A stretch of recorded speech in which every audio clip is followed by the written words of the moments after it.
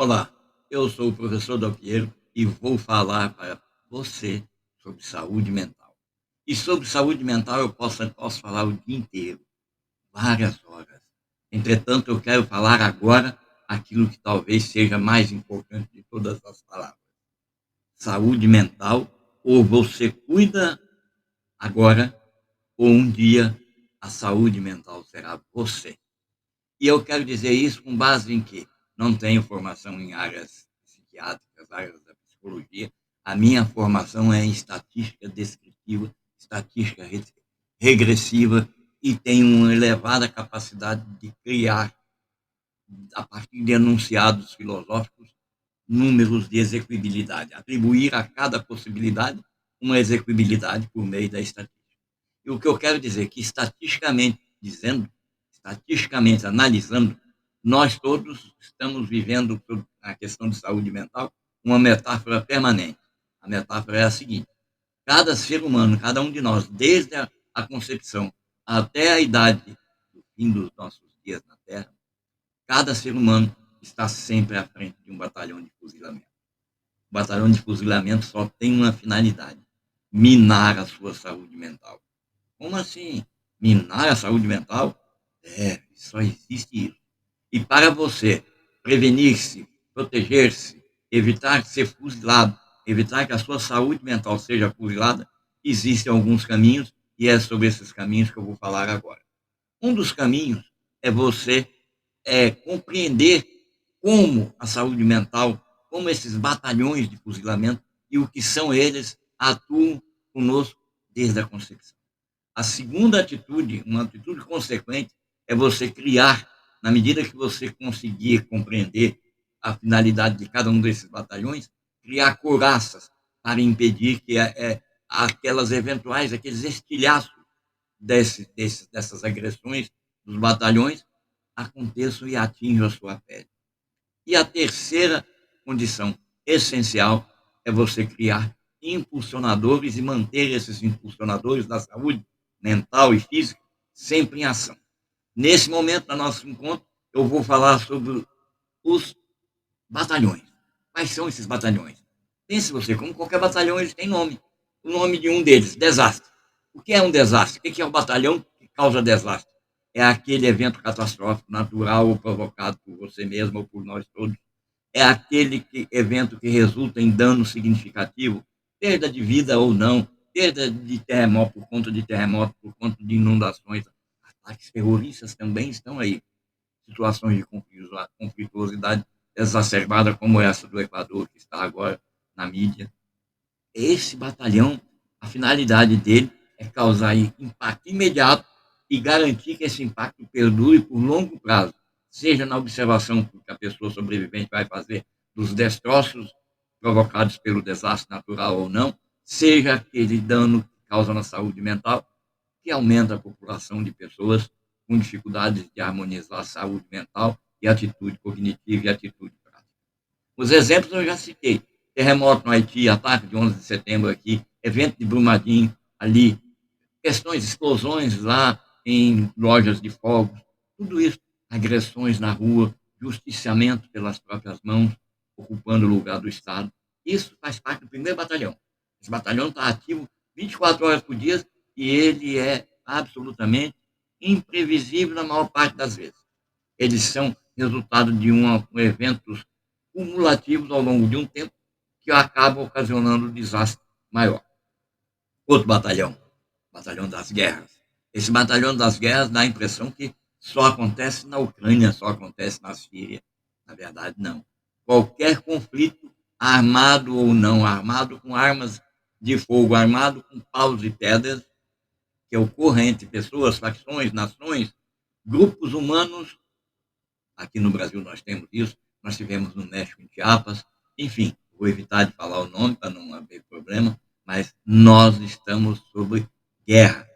O evento, esse agressor, esse batalhão de fuzilamento das guerras, ele provoca consequência psicológica tanto nos combatentes quanto naqueles que não são combatentes.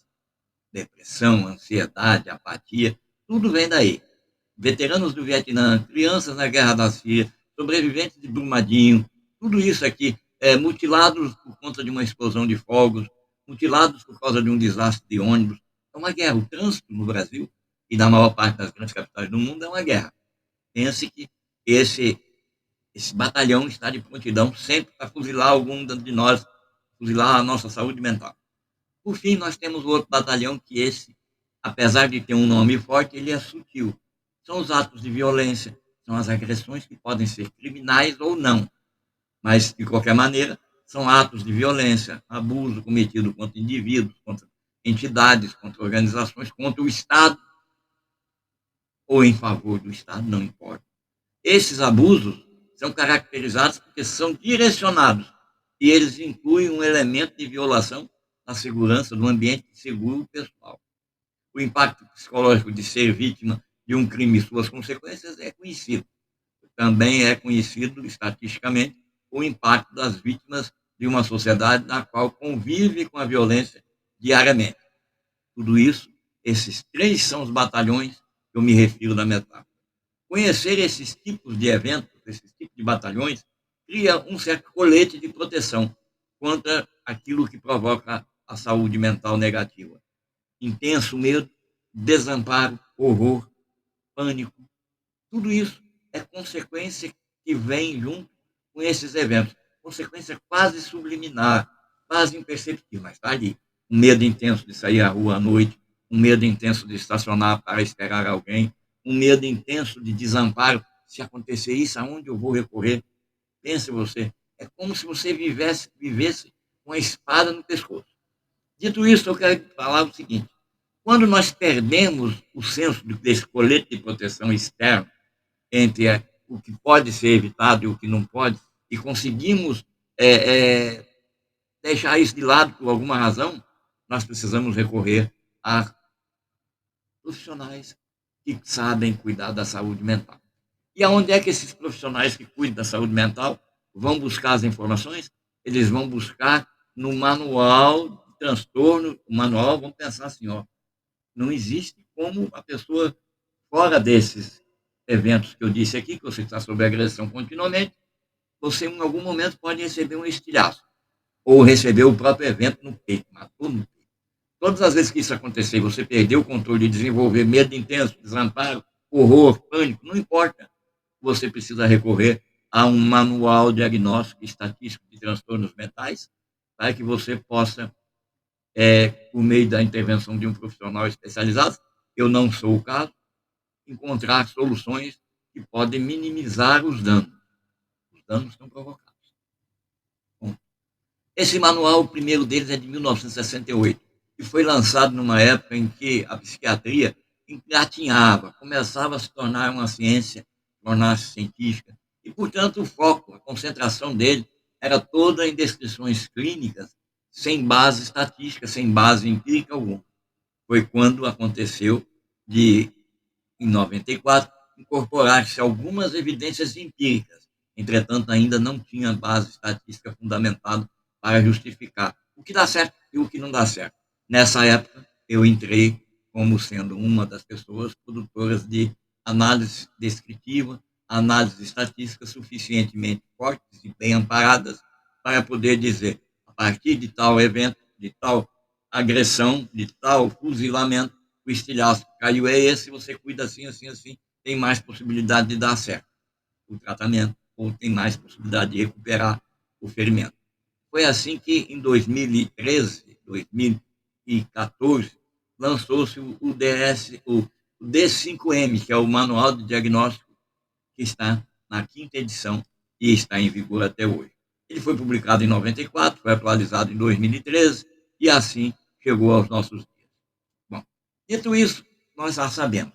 Se você perde o controle lá de reconhecer que você está sob ataque de fuzilamento de um daqueles batalhões, você vai recorrer ao sistema formal, ao sistema de saúde clínico formal, procurar um profissional especializado, que vai recorrer ao manual diagnóstico estatístico e vai criar condições para poder evoluir e minimizar seu dano. Agora, o importante para nós é, do meu ponto de vista, e o que eu vou levar até você, é um mecanismo de se proteger contra esses batalhões de fuzilamento. E isso eles não sabem, mas é bem fácil. qualquer batalhão de fuzilamento pode ser impedido de agir. De que maneira? Quando agido, quando nós podemos conhecê-los e saber perceber o evento e usar as alternativas de proteção. É isso que eu vou falar agora. O evento do desastre, aquele batalhão de fuzilamento do desastre, como é que você percebe que ele vai entrar em ação ou já está em ação? O alerta das autoridades locais, as notícias, as mudanças ambientais significativas. É inevitável eu prever, e eu posso ter certeza, que um grande período de enchente está para acontecer na cidade que eu estou falando hoje, Limeira. Há um período de acumulação de estresse climático no ambiente, calor alto, umidade alta, calor baixo, frio, umidade alta. Tudo isso, qualquer meteorologista pode prever que, em algum momento, uma chuva de grandes proporções vai desabar sobre Limeira. O que eu tenho que fazer? A alternativa de proteção número um, para todos nós e para mim aqui em Limeira: desenvolver planos de emergência, preparar meus kits de emergência, ter um plano de evacuação familiar, ter uma participação em programas comunitários de preparação para desastre. Eu tenho que ficar atento a isso. Desenvolver e revisar meus cursos de primeiros socorros, produzir material informativo para se dar suporte às pessoas que, eventualmente, deixaram passar os estilhaços do batalhão de desastre. Dito isso, vamos para a guerra. Como é que eu vou prever uma guerra? Esse é simples também. As tensões políticas crescentes, as movimentações militares, os alertas de governo, os relatos de conflito da mídia, tudo isso antecede bastante a chegada e a atuação do batalhão de fuzilamento das guerras. Como é que você fique atento a isso? Não é ouvir só as notícias sensacionalistas, é sentir o clima na rua, é ir na janela do seu prédio e olhar para baixo, ver como é que está a fisionomia das pessoas, se as pessoas estão tensas, carregadas, se existe uma tensão política entre grupos, vamos dizer assim, politizados de maneira polarizada. Essas tensões caracterizam que nós estamos vivendo sobre, ou melhor dizendo, sob o ataque do fuzilamento por guerra. Como é que eu faço para lidar com isso? Eu crio programas de treinamento psicológico, tanto para mim, como pessoa da sociedade, quanto para os meus familiares, para poderem haver condições de resistirem emocionalmente àquelas tensões crescentes. Eu vou criar uma outra alternativa, que é dar suporte àquelas vítimas originárias da perda de um emprego, por exemplo, por questões econômicas, dado o fechamento da empresa que trabalhava, por questões econômicas ou de interesse individual, por tensão política. Eu vou criar grupos de apoio ou vou participar de grupos de apoio de terapia para pessoas que estão vivendo esse clima de guerra. Portanto, nada demais se você, eu ou qualquer um de nós, em algum momento perceber que precisa, que seria prudente, que é prudente, criar um grupo de terapia informal para as pessoas como você, que estão sabendo, que estão percebendo que a tensão está crescendo. As agressões criminais é desnecessário até falar muito sobre isso, porque já tem informação sobrando e negativa demais na mídia e até nos aplicativos que teoricamente provocariam risos e estão ali para divulgar fatos de espancamento, fatos de agressões provocadas por criminosos ou não. Enfim, é importante compreender essas três questões, criar essas alternativas, implementar, adotar essas alternativas de proteção para evitar uma situação que é muito mais grave, que é essa que eu vou listar a seguir. São principalmente aqueles estágios de síndrome de Estocolmo. Síndrome de Estocolmo é um vínculo emocional desenvolvido por vítimas. A sociedade inteira pode estar sendo vítima da síndrome de Estocolmo. Por exemplo, quando eu digo que subiu, mas é bom porque o consumo está muito alto e com isso vai frear um pouco o consumo de, sei lá, de um medicamento que causa vícios. Enfim, essas síndromes de Estocolmo são consequências de vínculo emocional criados entre esses estressores anteriores, esses batalhões anteriores, e você. A única maneira é você ter consciência de que ela existe. Uma outra conduta que acontece simultaneamente com todas essas agressões é a baixa autoestima. A baixa autoestima acompanha todos os povos que eu tive oportunidade de levantar dados estatísticos desde 1990. Todos. O que é baixa autoestima? Sempre quando os batalhões de fuzilamento conseguem algum êxito, eles fazem com que as pessoas tenham crítica constante a si mesma, sentimento de inutilidade, elas consideram-se ou têm um foco excessivo nas falhas pessoais e não naquilo que produziram. É o popular copo meio cheio, copo meio vazio. Para cuidar dessa baixa autoestima, é importante praticar, mentalizar a meditação, trabalhar com participação de grupos voluntários ou não, em treinamento de habilidades sociais, criar, participar de workshops de desenvolvimento pessoal, grupos de apoio para a autoestima, enfim, assistir a série de podcasts chamada Memórias de Aula de 2023, foram 360 podcasts publicados por esse que vos fala, estão todos à disposição gratuitamente, você vai compreender muito sobre baixa autoestima. Uma outra conduta decorrente daqueles estilhaços lá dos nossos batalhões de fuzilamento é o conformismo. Conformismo é mais ou menos assim. Não, ruim com ele, pior sem ele. Não, tá ruim, mas tá bom. É baixa autoestima e conformismo. E a falta de expressão de opinião própria é aquilo que mais se aproxima da pessoa. A pessoa conformada, ela diz assim, não, o fulano disse que é bom, então deve ser bom. A aderência excessiva às normas de grupo. Não, no meu grupo é assim, eu não falo muito porque é assim que acontece. Ou então, não, eu tenho que ficar antenado, eu tenho que falar, porque senão fica dando a impressão que eu estou sem. O conformismo é uma questão de adesão a normas, mesmo contrárias às suas áreas de interesse ou às suas crenças pessoais. Você fala porque tem que falar, porque senão você fica dissociado do grupo. Isso é uma nuance ou um nuance sutil do conformismo. Como é que você trabalha isso com você? Procure ler, procure educação sobre individualidade, pensamento crítico, procure desenvolver atividades extracurriculares, clubes de debate, entre nos aplicativos como Diálogo.edu, que você vai se dar muito bem. Ali tem grupos de debate científicos ou populares, você pode escolher. Nesse momento, nós mantemos um grupo lá sobre saúde mental. Bem, essas questões evitam que você, ou eu, ou qualquer pessoa, saia de uma vítima e que se conforma, que cria até vínculo emocional, para uma questão pior de todas, que é a apatia. É aquela falta de interesse, é aquela falta de entusiasmo, é o desânimo, a indiferença em relação à atividade diária.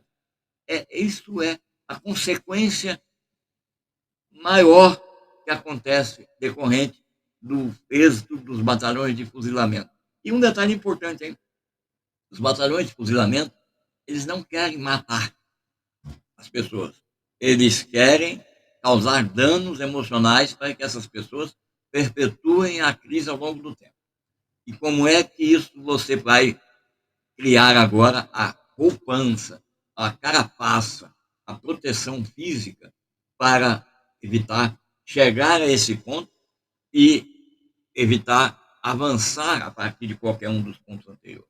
É importante dizer que o que eu vou listar agora é para acontecer concomitantemente com a sua vida. Portanto, eu vou dizer o que nós temos que fazer, vou descrever sucintamente, talvez fale um ou outro exemplo, mas na palestra completa eu vou falar, e vou dizer o período de tempo que você tem que praticar. Por exemplo, aprendizado contínuo, que é buscar novas habilidades ou conhecimento para estimular a mente.